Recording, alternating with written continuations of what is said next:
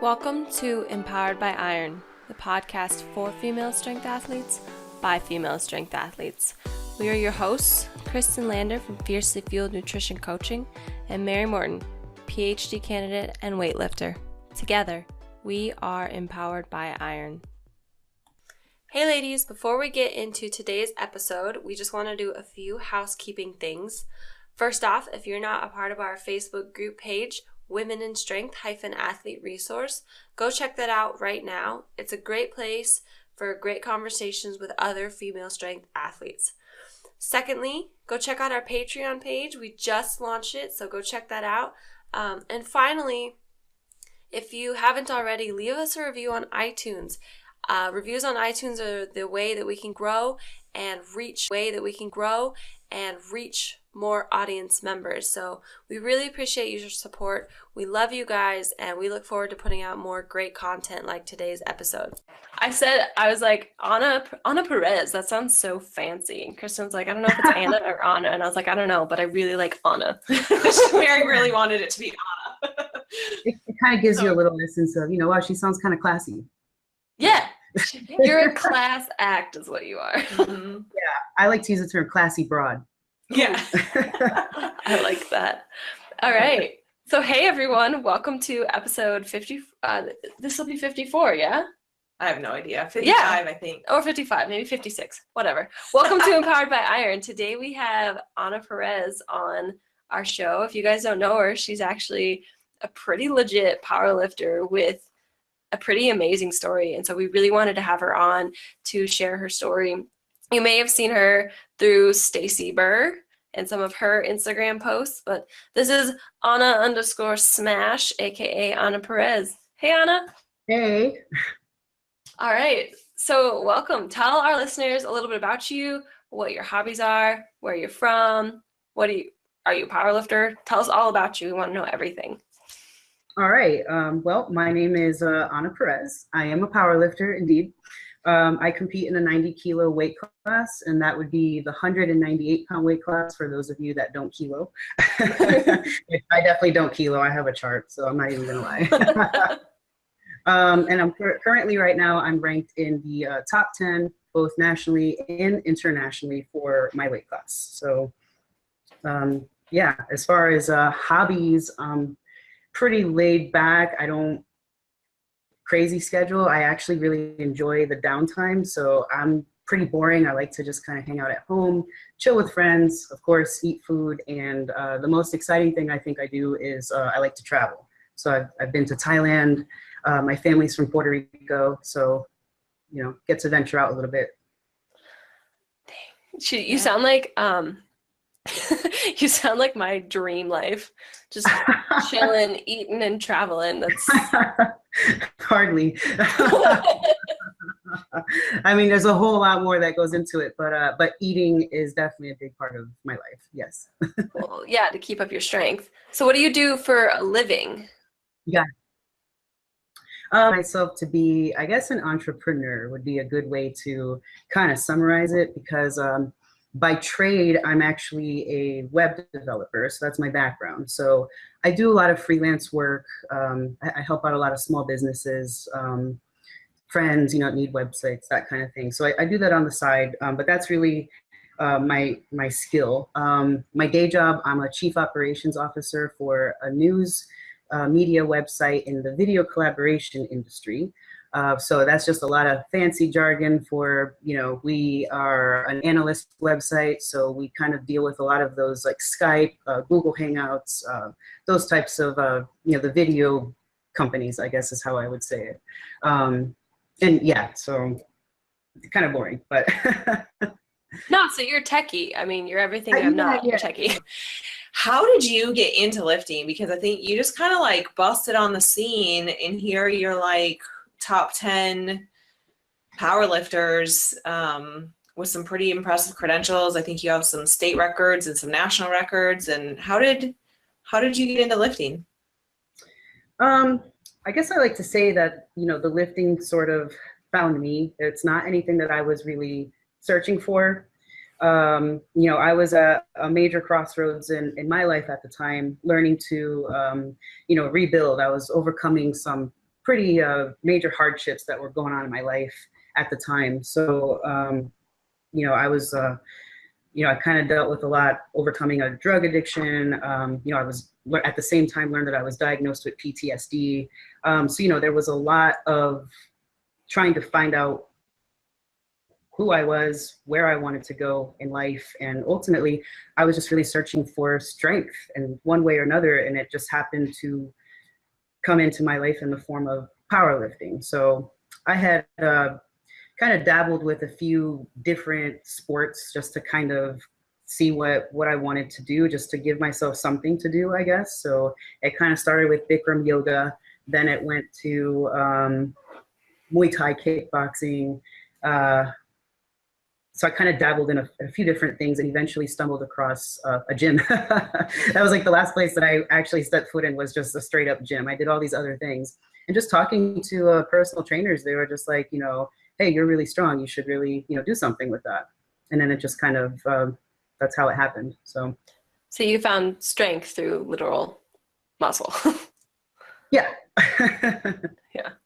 I think that's common for a lot of us that are get into this sport by way of just having things like shit happen in our lives, and all of a sudden you're like, hey, this is like, I'm finding strength, like mental or emotional strength, through becoming physically strong. And I think it's the coolest thing in the world to me. Yeah, it's pretty amazing, when it seems like, at first, you're a lot of people that I know, and even for me, like I was just kind of doing it as I just wanted something to fill a void in my life at the time. So I was essentially just trying to keep myself busy, So a lot of the things that I did were very on the extreme side. I don't know if you guys are familiar with Bikram yoga.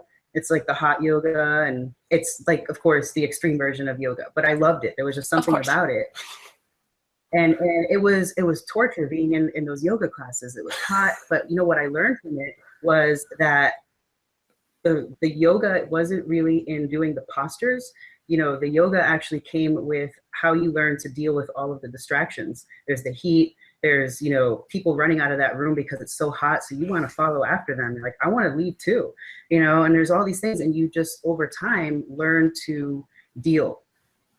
I didn't initially go in there looking for that, but I learned, I acquired a lot of strength. And that's essentially the same thing that I learned through powerlifting was, I started lifting and, you hit a PR, awesome. But what I really learned from it was the confidence that I ended up gaining from it, and just everything that it had done to change me as a person that I never would have dreamed could come from just lifting weights. So going off of that, one thing that as we were investigating you, we found this article from Women in Strength Coalition. Is that what it's called? Oh, the Women's Strength Coalition. Yeah, that's what it's called. And it talks a lot about, it's you in the raw and what you've gone through. Would you mind like talking about it? Because a lot of people, they find powerlifting or weightlifting and it's an outlet and it's a strength, but for you, it was much more than that. Can we talk about that just a little bit? Yeah, for me, it was much more than that. And I know earlier I kind of, when I was giving you a summary of, what got me into lifting, I did mention, drug addiction. And that's something that, for a long time, it took me a while to talk about it. I dealt with it for a long time. Like I said earlier, I also have PTSD, and honestly, the addiction and all that are really just symptoms. These are things that happen as a result of having PTSD and me not knowing my whole life how to cope with that. And, I was very uneducated about that. I thought PTSD was something that only happened to people that went to war, things like that. I never imagined being, at the time that I found out, I was in, my mid-20s, and I'm finding out that I have PTSD, and I was like, wow, what does that mean? But it's essentially any trauma that happens. And, with my background, just to kind of go into it, I was my biological mother. She was a drug addict. And so she used drugs while she was pregnant with me. And when she had me, she didn't want me. So she sold me to her neighbors. She lived, in the projects somewhere in Connecticut. And she sold me and fled the state. And till this day, I don't know who my mom is. I don't really care to know. But I, grew up my whole life adopted by this family. They're my family to this day. It's the only family that I know. But I mean, imagine being, like your surroundings, like, you don't look like your family members. There's something that's always off and you don't really know what it is. And, I kind of grew up my whole life not really knowing who I was, essentially, is like the best way to put it, just feeling really lost. And there was a lot of, trauma that happened throughout, me growing up, between the mental, issues that I think I had just from that, finding out that I was adopted. You just like ask all these questions, like, I don't know. Just to get really personal, I also dealt with being sexually molested when I was younger as well. So that right there will do a lot to you. And so PTSD is, that's what happens. So it's trauma, post-traumatic stress disorder. Yeah. How old were you when you found out that you were adopted or sold to your neighbors? I was 12 years old when I found out. Did you know all along, like, these people are not my family? Like, did you suspect something was up? Yeah, I did. And that's kind of like what I mean is like what that does to you when you find that out. Like I'm 12 years old. That's like kind of a major turning point in any young girl's life growing up. Yeah. Like you're about to be a teenager, and like my life just isn't the same as all the other girls that I go to school with. Like there's just a lot of, I just never felt like I belonged anywhere. And the worst was finding out that I didn't belong in my own family. That's how I felt, and then to find out that I was given up on, like I was sold, like just a lot of wow. Yeah. That's a lot of wow for a 12-year-old to handle. Yeah. Yeah. Well, and too, like even just 12-year-olds that have like a really good nurturing home or have not had issues like this, I think like that's that age where we all start to get into that like major fear of rejection and all this stuff. And then here you're 12 and you're like, wow, okay, so add to that, my mom sold me to the neighbors. X, Y, and Z. I didn't, honestly, I'm still amazed that PTSD is not just like an army or overseas type deal. The more I learn about it, the more I'm like, holy shit, it really is just, I mean, anyone can get it. And I, just like you said, I didn't know. Yeah, I had no idea. So I'm growing up my whole life, and into my adulthood, just thinking that I'm just this person with, issues. And it just kind of led to, it just led to me finding a void, like just filling a void rather. I had this hole and I needed it to be filled. And, I didn't have the same social life that other teenagers would have. I didn't have the same life at home that other teenagers would have. And it just kind of led me to, hanging out with, the wrong crowd, as they say. But those people accepted me, and that's really what it was. And I kind of just got roped into that whole life. And at the time, it was just a way to cope with belonging, just feeling like I wasn't alone. The whole drug use thing for me, honestly, was never fun. Like I was never the type of person that was, out there just like doing things recreationally with friends. Like I did things, alone. And, it was definitely to, fill that void. And I was just, trying to find my way. And that was definitely not the right way. But at the same time, I don't have any regrets, which is kind of where I'm at today, is that I spent such a long time just not wanting to ever talk about that part of my life. And just all these people, I live in Washington, D.C. area now. So I moved here from Connecticut about 10 years ago. And when I moved here to DC, I started making all these new friends. And, I wanted to just kind of reinvent myself, I guess is the best way to put it. And I learned over time that it's not healthy for me for people to not know me. I'm doing myself a disservice. Mm-hmm. And I realized, in a way that was kind of, it's kind of, I don't want to say selfish, but it's like, now sharing my story, so many people have come up to me and told me that they've never been able to talk to anybody else about this, and that me sharing my story gave them some kind of hope or courage to do something better with their lives. And I started thinking to myself, wow, I really should be sharing my story more often, because it's therapeutic for me, it helps me, and it helps other people. So yeah. You want to go? Me. Going back to what you said about filling a void, there's been quite a few companies, women endorsed and supported companies that really they try to help people who've overcome addictions to fill that void with fitness. And you find with the fitness community, out of all communities, especially lifting, like powerlifting and weightlifting, those communities are so accepting of people, regardless of where they've come from and what they've done in their lives. They are very accepting of people. They're like, look, we've all been through shit. You may have been through worse shit than I've been, but like, we're all here to fuck shit up, and we're going to fuck shit up together. So it's amazing that you've found that and you've embraced it and you've run with it. And obviously you've become really good at it. yeah, exactly. That's what I'm starting to learn, is that it's the best thing that I can do for myself is to just be 100%, just be real, and this is me, this is the truth. And I think I would rather, when somebody asks me, how did you get into powerlifting? I don't want to just say, oh, I just wanted to tone up at the gym, and it just so happened that I just, started, squatting and deadlifting and bench pressing, and here I am. There's a lot more that goes to it, because powerlifting is, on the outside, it just looks like people lifting a lot of heavy weights, but really it's such an emotional sport, and I think that can go across the board for, lifting and a lot of other sports too. People that are really serious and committed to it, it's emotional, and Mm-hmm.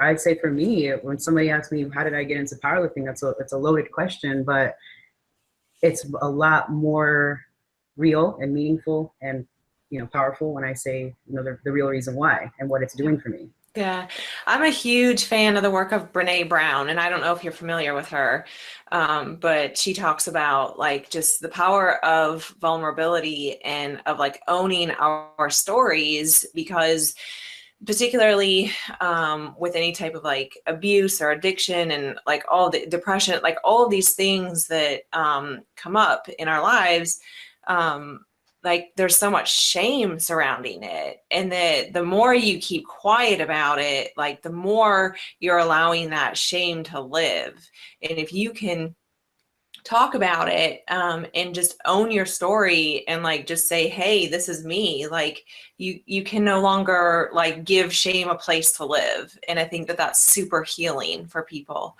and I think that's exactly what you figured out to do. Yeah, exactly. And that's pretty much how I was looking at it too, is like the shame part of it. And I'm like, I feel actually more free than I ever have before, just openly talking about it. And, I definitely encourage other people to, do the same. It's healing. And the funny thing about shame, and especially shame and things that have happened in your life, is some things you just can't control. Like you literally, as a day-old baby, you couldn't control anything in your world. And other people in their lives, whether they were physically or sexually assaulted, like it's such a weird emotion. And I'm not trying to say that you shouldn't feel a certain way, but we are as humans ashamed of things that we had no control over. And to me, it's crazy. It's happened to me too, of course, but like, I don't know what I'm trying to say. I just think it's an observation I'm trying to say, is that the shame that we feel is out of our control. So why are we ashamed? And I think the main thing too is, there are a lot of people out there that feel that because, these are the cards that are dealt to me, essentially. I'm a product of my environment. There's a lot of, you tend to play the victim a lot when you're put in a situation like that. So I think, it's more impressive, to me, when I see somebody come from, any sort of, adversity like that, any sort of hardship, and they just decide, you know what, enough is enough. I'm going to do whatever it is that I have to do. I'm going to do whatever it takes to get out of this situation and change it one day at a time. And for me, it was a lot of drastic measures that I took. I was like, okay, I'm going to move to DC, and okay, I'm going to do this, and I still, there were still things that happened. I still relapsed, and there were still things that, would trip me up along the way, but you keep your eyes on the prize and you just keep going. That, like, I always knew that wasn't that wasn't me. Like, I never wanted to live my life like that, but I felt at the time that's just what I had. But then one day there's just this fire within me, this drive that just, I wanted more. And I think it was, during those times that I learned the power of manifestation. You think of something, you visualize something, and you want it. And again, that's helped me. I can relate so many of those life experiences, again, to powerlifting. Same thing. I started out, lifting, wasn't, very strong. I was just starting, but I had always envisioned that I would one day be a great athlete. I would be a competitor on the platform. I would win medals. I would set records. And one day it was going to happen. And you just have to keep that in mind. That's why lifting is it's so beautiful, because it's so basic. I'm visualizing myself deadlifting 135. That's, that's 2 wagon wheels. That's 45 and 45. If you can start by something as basic as envisioning yourself finishing a lift, who knows what you can do? Envision yourself starting your own company and building your own empire. Like, it starts with the basics. And that's why we started this podcast, is because it's such a carryover. It's not just lifting for you. It's how lifting changed your entire existence. Exactly. And that's what I've done with really everything. I mean, like I said, my background, came from the streets, victim of, rape, PTSD. I have all these things just kind of odd stacked against me. But I taught myself how to make websites. I taught myself how to write a resume and get out of, working in a bar. I was a bartender and a DJ. And that's I always really thought that that's what I was just going to do. Like, at the time, I was like, well, I'll just be that, 45-year-old, 50-something-year-old with the chain smoker voice, asking you, what do you want to drink? And that was just going to be me. And what kind of existence is that, But I had I don't know, lots of free drinks. Sounds like the dream.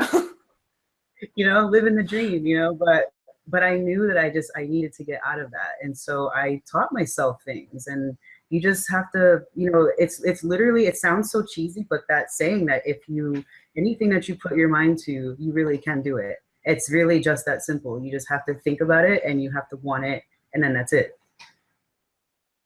And that really applies to everything. Even the business, the fancy, tech jargon business that I mentioned earlier, letsdovideo.com. I made that website. And so it's me and, my other partner who lives down in Florida. So we actually just met in person very recently within the last year. We started this whole company remote. So we applied all of our skills, everything that we did. Everything is just built from the ground up. Self-made is basically, what it's all encompassing, self-made, everything. That describes you. Yeah. Built from nothing. Yep. So if I had to pick one word. Mm-hmm. Yep. That's awesome. What was the company again? And we'll make sure to link it in the description. Oh, it's letsdovideo.com. Let's LETS. Yep, Let's Do Video. That's awesome. Mm-hmm. That's awesome. So if you want to know anything about video collaboration, you could just go on our site. Oh, then this probably is an amateur for you either. She's like, oh, she's using Google Hangouts. That's all right. Yeah, the peasants use Google Hangouts. I'm the best of the peasants. It's cool though. We're self-made podcasters. We basically were hiking one day and had this idea to have this podcast, and neither of us knew a fucking thing about podcasting or audio or anything. And if you go back and listen to our first ones, they're horrible. But you talk about the power of sharing your story. And actually, speaking of our first podcast, our episode 00, we talked about how each one of us became, empowered by iron, and what lifting meant to us and how it pulled us out of things in life and whatever. And I will never forget. So it was everyone I suffered from severe depression when I was younger, and had a suicide attempt, and it was kind of a mess. And anyway, weightlifting has been, or just lifting in general, has been huge in my recovery, and just like I'm just a completely different person because of it, and a person I really love now, which sounds really egotistical, but you know what I mean. But when that first episode went out was like the first time I had like really publicly shared that. I mean, like my friends and family all knew, and I was like panicked and freaked out. And then since then, I've heard from so many people that have had similar experiences, and that just learning to deal with like mental health issues through strength training has been huge. And so, like you said, it's awesome when once you finally kind of own it and let people know about your story, amazing things happen, but it's terrifying at first. Oh yeah. And I never would have had the strength or the courage to do all of that if powerlifting hadn't had such a dramatic, just a change within me and just in my life. Like everything in my life just kind of started to really click. And that's when I really finally found that feeling of searching for my entire life, that led me down a dark path of, drug abuse and just bad decisions in general, and just not taking care of myself and not ever loving myself. I got all that through lifting and the people that I've met and everything along the way. And it's just given me that sense of, yeah, this is me. And now I can talk about me. Yep. And it's self-acceptance, and you're not defined by these things that happen that you didn't have control over. I mean, yeah, they make you who you are, but they don't define you. Exactly. Yep. Yeah. Then there's me. I lived a pretty privileged life. So like, the worst thing that's happened to me is I got like a C in a class one time. I just want to punch her right now. Wow. Yeah. Anyway. I dropped out of high school when I was 16 years old. I dropped out of high school because I was living on my own, and I was living in this apartment that was like sketchy people that I didn't know lived there, like a bunch of weirdo guys. And the apartment had like, I remember there was like kittens in this apartment, probably from like the street, because there were fleas everywhere. So I remember waking up every morning covered in fleas. It was terrible. And I was 16 years old living on my own. And I had to drop out of high school because the place that I was living at, the guy wanted money. And I had a part-time job on the weekends. My first job was at Dunkin' Donuts. So I worked in Connecticut, Dunkin' Donuts, like New England. I imagine. I would get up at 4 o'clock in the morning on Saturdays to be there by 5 a.m. to open up the store and stay there until, the afternoon shift came in. And the money that I was making wasn't enough for what this guy wanted. And I just kind of had to make a decision. Well, do I want to stay in school? I mean, yeah, that's what I should do, but I also need a roof over my head. So it was like life just came and just like whacked me across the head. And it was like, well, this is life. So now you have bills. You're 16 years old, but now you have bills and you have responsibilities. So I had to make that decision. And eventually I ended up getting my GED when I was like 20. And then I, went to college and took some courses and stuff. But I mean, honestly, again, I had to motivate myself to do that. And all the skills that I learned along the way was just self-taught. And you probably learned way more than what these college kids learn anyway. I teach just a biology lab course, and I can tell you none of these students are as motivated as you probably were. It's all just doing things for yourself. And most of the kids that I teach don't want to do anything for themselves. And honestly, like when I finally went out there and got like my first real job and everything, I really turned my life around. Like what they really were looking for was that you had the drive and the ability to learn, and that, you had some type of, skill set of any kind, just anything to kind of just get your foot in the door. And they just knew that I was, hungry for more. And so I got a entry-level job. I ended up working my way up. I had a couple, I live in the DC area, so I had a couple of government jobs. I'm a person that was off the streets and had all these things going against me, but you can still turn your life around. And I really went like the exact 180 and got government security clearances, all that stuff with, being a high school dropout and getting a GED. That's amazing. That's awesome. Good for you. Yeah, but okay, let's switch gears a little. Yeah. anybody can do that, which is, it's not, I'm nobody special. I'm just this person that just decided I didn't want to live like that anymore. And I just wanted to change my situation. Oh, So anybody. you people who are so special in your humbleness, you are a very special person. I have to say, you are very inspirational. And you're probably doing more good than you even know in this world. Even in this tiny little pocket of powerlifting, you are doing way more good than you probably will ever know. Well, thank you. Yeah, actually, one of the things I am working on, it's actually much harder than I thought. I'm working on writing a book, like a memoir slash motivational, slash, empowerment type of feel to it. But it's going to be all true stories about my life, but I'm going to tie it into basically kind of what we're talking about. I think it would be a good read, but it's actually really hard to write a book. So yeah. Oh my gosh. Well, when that comes out, send it our way. We'll promote the crap out of that. We will. Oh, for sure. That would be amazing. Sounds like a great book. Yeah. Okay. We're going to switch gears. I was wondering, since now that you're a pretty well-established powerlifter, I would say, what is your most memorable powerlifting moment? Good or bad? Your choice. Okay.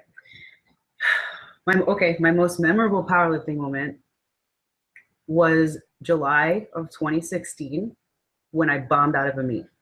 Ooh. What did you bomb out in? Everything or? Deadlifts.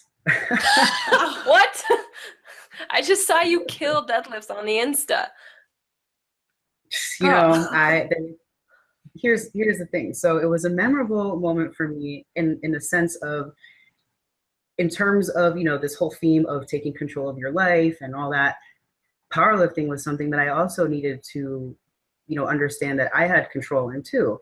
I had a coach at the time when I first got into powerlifting who was kind of more of a, no pain, no gain, just train your ass off like 5 days a week for like 5 hours a day, no recovery. I mean, it was just all of the things that you could ever imagine. And I was paying this guy out the ass, like $400 a month, like no joke, $380 to be exact. There were times that, like I said, I have a startup company, wasn't making that much money. And I had sold furniture that I had some months so that I could afford to pay, because that's how much powerlifting meant to me. And this guy just literally overtrained me, and I was essentially drinking the Kool-Aid because I didn't know anything about powerlifting. So I just did whatever this guy told me to do. And I'm like, over time, I'm like I think back on it, I'm like, but when is it ever okay to let somebody tell you what to do and you just follow along blindly without questioning it? I mean, I put all of my trust into this person, not knowing anything about powerlifting, thinking that he was like my fearless leader. He's not going to steer me wrong. I just got to listen to him and do whatever he says. But what it really boiled down to was that I was overtraining, and I just was not recovering. And there was he wasn't, the bottom line is he wasn't a very good coach. And so what happened was, when we did this powerlifting meet in July of 2016, I had like no gas left. Like I was just so done. I think I just crashed. Like my CNS was just taxed. My body, like just everything was just, I was doing pretty well, but when that, powerlifting meets are long. So by the time we rolled up, they're all day. Yeah, it's an all day thing. And, at the time I was doing USAPL, so they had 2-hour weigh-ins, and, I did a little bit of a water cut. I was competing in the 185 weight class at the time. So, there was just a lot of different factors going on. Not to mention the overall environment of that gym was just kind of, the people there were very toxic people that just were not good teammates or anything. So there was just a whole lot going on at that meet. And bottom line was, I was just over having your nervous system. Like I did not know how, when your nervous system decides to shut down, there's nothing you can do about it. It's over. You're done. And I learned that lesson on the platform. So I went to go hit my deadlift opener, and it wasn't budging. And we tried again the second time, it wasn't budging. And then finally the third time was funny because I felt like I had nothing. Like I was like, I don't know what to do. I only have one attempt. I normally don't pull sumo. I went out there for my third attempt and I said, fuck it. And I tried pulling it sumo stance because I was like, I don't have anything else to offer here. So let me just, I mean, if we're going to try something, let's just try it now. I tried sumo and it still wasn't happening. And it was so sad because like I could have, for that meet, I would have qualified for the USAPL nationals and all that stuff. And it would have been my second time going to nationals. And my coach, I was injured prior to that all year, again, because of this coach. So it was like my only competition all year to qualify for nationals, and I bombed. So there was just like, that is my memorable moment because I learned so much about myself. I learned a whole lot about powerlifting in general, and you know it's if it's not fun, then you just shouldn't do it, and that just wasn't fun for me. So I knew if I wanted to continue powerlifting, I had to get out of that situation. So how did it click for you that it was the situation? That's always intriguing to me, is how people like make that connection. Like, how do you go, I think I'm overtraining, I think my coach is a dick. I mean, you know, if your coach is a dick, but how do you make that connection? Well, because I know that as far as me, you know, my integrity as a lifter, I just knew that I was doing everything that I was asked to do. Like, I knew that it wasn't that I missed a session. I knew it wasn't, you know, that I just didn't care, or, you know, that I didn't take it seriously. Like, I knew I was, you know, so beyond dedicated that, you know, I started to kind of look around me and realize that everybody else on my team was injured.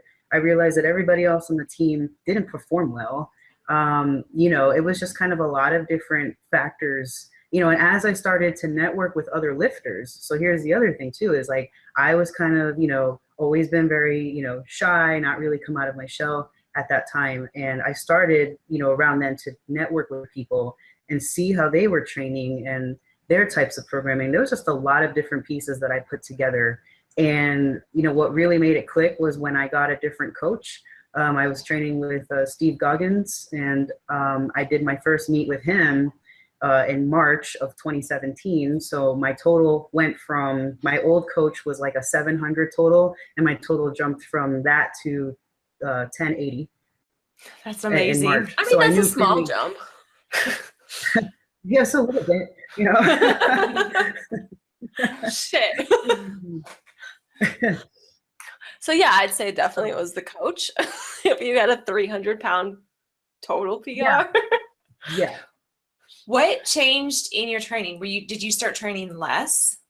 Because I know you're really dedicated and you just do what your coach tells you to do. Yeah, I mean, when I got with Steve, it was, I feel like I didn't know what to do with myself for a while, because I had like 3 days a week that I would train. And it was just so like the exact opposite of what I was doing with my previous coach. And he even told me in the beginning, he's like, you're going to feel like you're not doing enough. You know, you're probably going to question me a lot. He's like, but you just have to trust me. And I felt a little bit differently about trusting Steve versus trusting my last coach, because Steve, you know, for those of you that don't know, is, you know, one of the greatest powerlifters of all time. So he's been in the sport for, you know, 30 some odd years or whatever. And all of his athletes do very well. And, you know, he's an amazing guy, and he's an incredible coach. So I really felt at that time that I could trust what he was telling me to do. And I'm glad that I did. You know, it was the change in my training was like night and day. But I wasn't injured at all. In fact, we were working through my old injuries that I got from my previous situation. So he helped me work through a lot of that. And I mean, and we killed it. The last 2 meets that we did, I did that meet, and I did the meet in Anaheim this past August with him. And, you know, we did really well. So, and with that same thing, just training 3 days a week. So that's awesome. And now you are training for the US Open in 2018, right? When is that? March? No, not March. Yeah. When is it? May. I knew it was an M. It's an M. Yeah, it's one of those. They're all the same. Awesome. And you're going to kill it there. I know you will. And so now, so we found out also about you through Stacy Burr. How did you meet her? Yeah, with Stacy, we initially, it's so funny, like social media is pretty amazing these days. You know, I've met a lot of friends through there, and you know, we just kind of started talking over social media, and it just kind of became one of those things where I was like, you know what?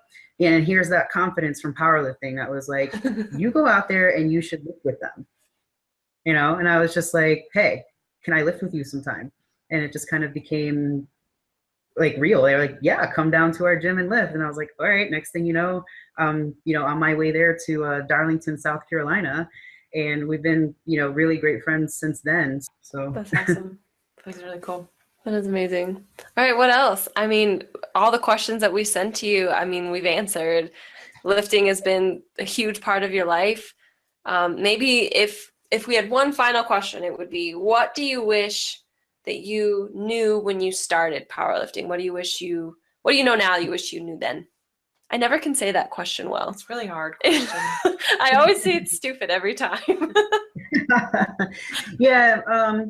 Well, you know, with I guess if I could think back, I mean, of course, with everything that I just shared, I wouldn't want to change any of those things, of course, because then I wouldn't have the experience or know what it is that I, you know, want, you know, so that where I'm at today type of thing. But if I could kind of go back and, you know, give myself a piece of advice or give advice to anybody else, is that, you know, like I touched on this earlier, manifestation, confidence, all those things are so real.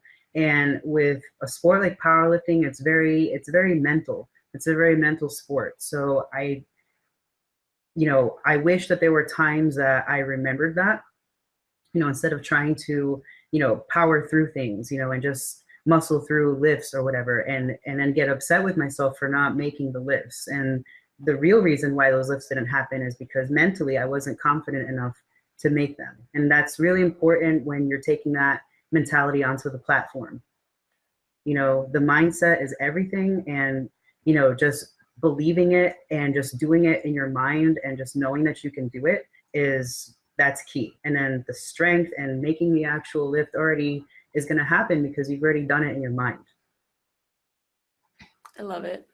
Great. All right. Where can everyone find you? Social media, your company, whatever. Give us all of it. Yep. So you can find me on Instagram. My handle is, you know, Ana_Smash. Smash! Smash. And you can find me actually have anasmash.com. So you can get me there. When I get my book going, I'm going to start selling it on there and maybe do a little bit of like merchandise, like t-shirts and stuff. So, you know. Did you say it was just anasmash.com? Yeah. So Okay. I actually, just anasmash.com. And Beautiful. my company, if anyone's interested in video technology, we also do podcasts, but they're about video related things, but it's letsdovideo.com. Awesome. Thank you so much for being on today. We really appreciated it. Oh, thanks for having me. You have a very inspirational story, so we love it. Thank you so much for sharing. Oh, thank you for having me. No problem. All right. Well, we'll talk to you later. Bye. Bye.